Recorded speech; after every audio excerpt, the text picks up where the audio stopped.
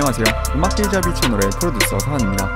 이번 영상은 웨이브 테이블의 모듈레이션 두 번째 파트로 이 LFO와 이 미디 모듈레이션에 대해서 배워보도록 하겠습니다. 자, 그렇다면 이 LFO에 대해서 먼저 설명드려 보겠습니다.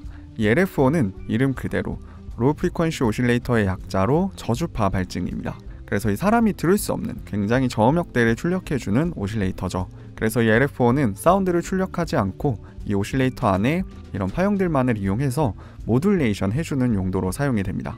그리고 또 그 과정에서 이 LFO는 결국 오실레이터이기 때문에 이 미디 신호가 유지되는 동안 만약에 이 해당 파형이 끝나버렸다면 파형은 다시 이 처음으로 돌아갈 거고 그 미디 신호가 끝날 때까지 이 해당 파형이 계속해서 연장이 되겠죠.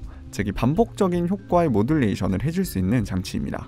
그렇다면 이 LFO의 파형의 모양과 반복 주기를 설정하는 법을 배워보도록 하겠습니다. 자, 우선 이 웨이브 테이블의 LFO는 지금 보시는 것처럼 이렇게 두 개가 있고 각 LFO마다 다수의 기능을 모듈레이션 해줄 수 있습니다. 그리고 그 모듈레이션 방법은 이렇게 이 매트릭스 화면으로 가서 여기서 이 원하는 LFO로 원하는 타겟을 이렇게 엔벨로프와 동일한 방법으로 이런 식으로 모듈레이션 해주시면 되겠습니다. 그렇다면 먼저 이 LFO의 파형의 모양을 설정하는 법을 설명드려 보겠습니다. 우선 이 LFO는 이렇게 여기서 파형을 선택해 줄 수 있고 이 밑에 이 레이트 옆에 있는 이 노브들로 파형을 조금 다르게 변형시켜 줄 수 있는데요.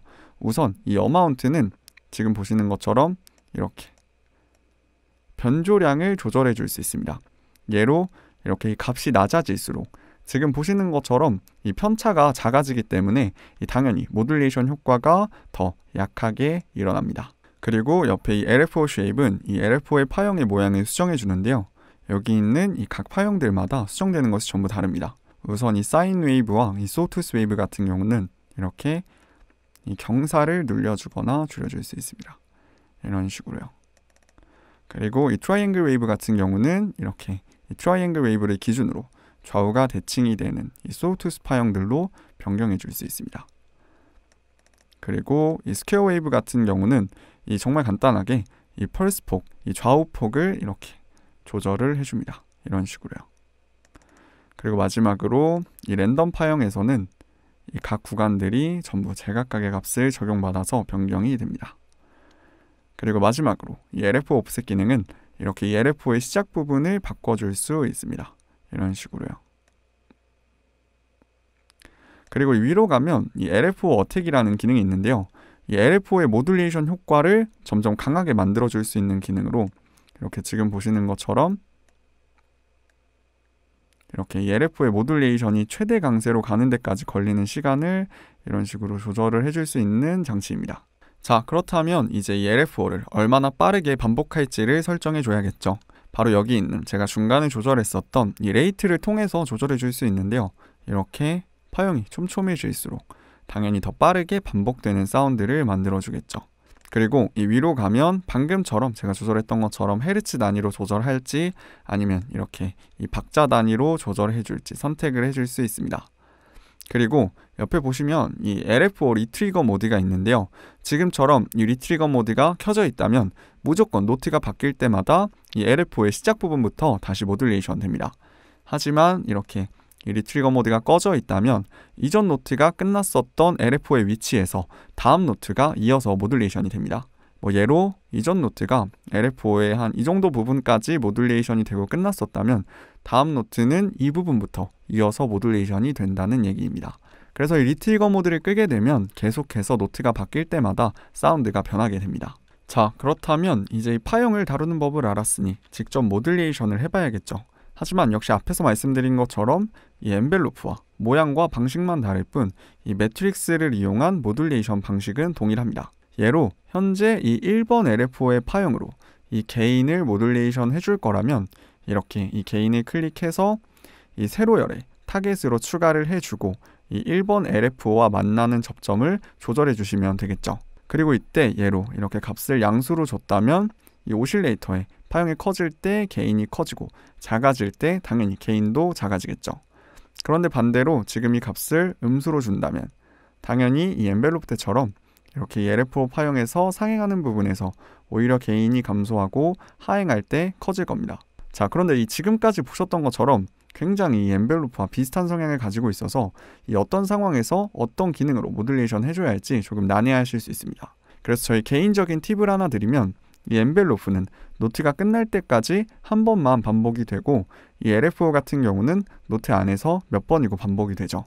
이 부분이 두 기능들로 모듈레이션 해준 사운드에서 가장 큰 차이점을 보여주는 부분이지 않을까 합니다. 그래서 후에 이 사운드 디자인을 따로 배우시거나 강좌를 보게 된다면 이 점을 포인트로 모듈레이션 과정을 공부해 보시면 좋지 않을까 합니다. 자, 그렇다면 이 옆에 이 미디 모듈레이션 기능으로 넘어가 보겠습니다. 이 미디 모듈레이션 기능은 이 엔벨로프와 LFO보다는 조금 생소한 내용인데요. 이렇게 지금 보시는 것처럼 벨로시티, 노트, 피치밴드, 애프터터치, 모드윌, 랜덤 같은 이 미디의 기능을 이용해서 모듈레이션 해주는 것입니다. 그런데 이 기능들은 이런 엔벨로프와 LFO처럼 그래프 모양이 없는데 과연 어떻게 모듈레이션 해줄 수 있을까요? 바로 이렇게 음정의 높낮이나 이 연주의 강세에 따라서 모듈레이션 양이 달라지는데요. 우선 이 벨로시티를 먼저 설명드려보면 이 벨로시티로 이 웨이브 테이블 포지션을 모듈레이션 했을 때 이렇게 이 벨로시티가 높은 곳에서 포지션이 올라갈 것이고 이 벨로시티가 점점 낮아질수록 포지션이 떨어질 것입니다. 한번 들어보겠습니다.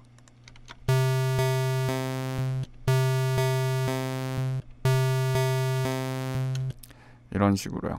그리고 그 옆에 있는 이 노트 모듈레이션 기능은 이렇게 이 음정이 낮을수록 낮은 포지션에 있을 것이고 음정이 높아질수록 높은 포지션으로 갈 것입니다. 한번 들어보겠습니다.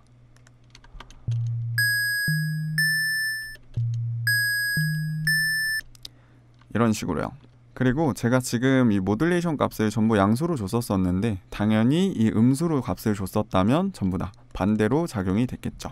그리고 옆에 이 피치밴드는 피치밴드 휠을 이용한 모듈레이션인데요. 원하는 기능을 이렇게 똑같이 모듈레이션 해주고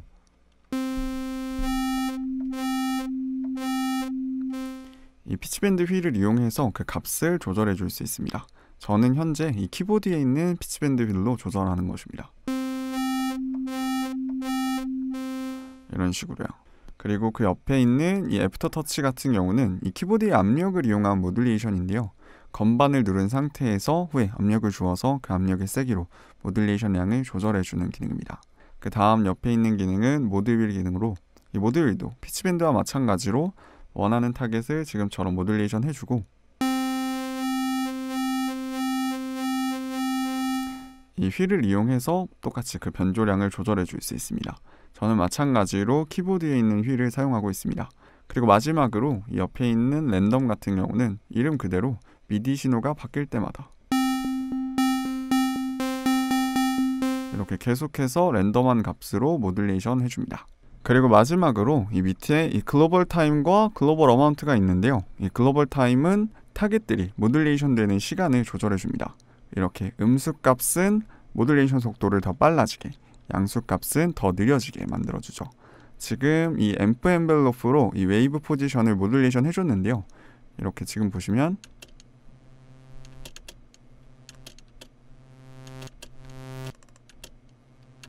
이 값이 낮아질수록 더 빠르게 변조가 되는 것을 보실 수 있습니다. 그리고 그 옆에 이 글로벌 어마운트는 이 모듈레이션 매트릭스 내의 모든 소스에서 전체 변조량을 제어해 줄 수 있는데요.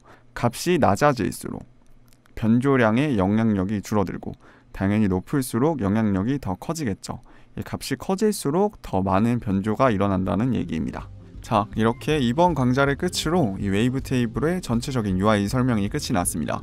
그런데 사실 이 UI 강좌를 봤다고 해서 이 사운드 디자인을 할 수 있게 되는 것은 아닙니다. 그래서 추후에 이런 사운드 디자인 영상을 여러 신디사이저 악기들을 통해서 영상으로 제작할 예정인데요. 그리고 그 영상들을 보시기 전에 심플러부터 이번 웨이브 테이블 강좌까지 전부 봐주시고 또 직접 다뤄보신 분들은 이 신디사이저의 전체적인 구조에 많이 능숙해지셨을 겁니다. 그래서 후에 제가 어떤 신디사이저를 선택해서 사운드 디자인 강좌를 올리게 돼도 본인이 사용하고 있는 신디사이저의 구조에 잘 대입해서 들으실 수 있을 겁니다. 예로 제가 추후에 올리게 될 이 세럼의 사운드 디자인 팁들도 웨이브 테이블과 구조가 굉장히 흡사하기 때문에 봐주시면 웨이브 테이블에 적용해서 충분히 사용하실 수 있을 거라고 생각합니다. 그렇다면 이번 영상 마무리하도록 하겠습니다. 영상 끝까지 시청해주셔서 정말 감사합니다.